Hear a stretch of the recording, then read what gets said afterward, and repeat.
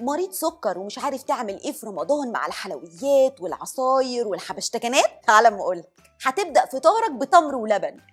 تمر وانا مريض سكر؟ ايوه، التمر مفيد ومليان الياف ومؤشره جلايسيمي قليل على فكره 42. هتاخد التمر واللبن ومعاه كوبايه ميه وتروح تصلي، بعدين ترجع تقسم فطارك على نصين، نص قبل التراويح ونص بعد التراويح. النص اللي قبل التراويح هتاخد معاه كوبايه عصير 220 مللي ويفضل تبقى فريش، والنص اللي بعد التراويح وانت جاي هفتان وجعان هتاخد معاه قطعه حلويات قد نص كف الايد، ويفضل ما تبقاش كل يوم. وبعدها بساعتين هتاخد سناك حوالي من ثمرة فاكهة لثمرتين وترش عليهم شوية مكسرات مش محمصين، وبعدين تتسحر. السحور بقى لازم يبقى جميل ومشبع. هتاخد فول وبيض وجبنة، يفضل تبقى قريش، وتاخد معاهم عسل نحل أو أسود، وتاخد جرجير وبقدونس وخضرة كتير، وكمان تاخد موزاية، وتاخد معاهم كمان كوباية زبادي صغننة. كل ده في السحور؟ أيوة، ما ده سحور عالي البروتين. وكمان هتاخد من ربع لنص لتلات أرباع رغيف على حسب حالتك الصحية. ناخد بالنا بقى من نقطة مهمة جدا، قبل ما تعمل كل ده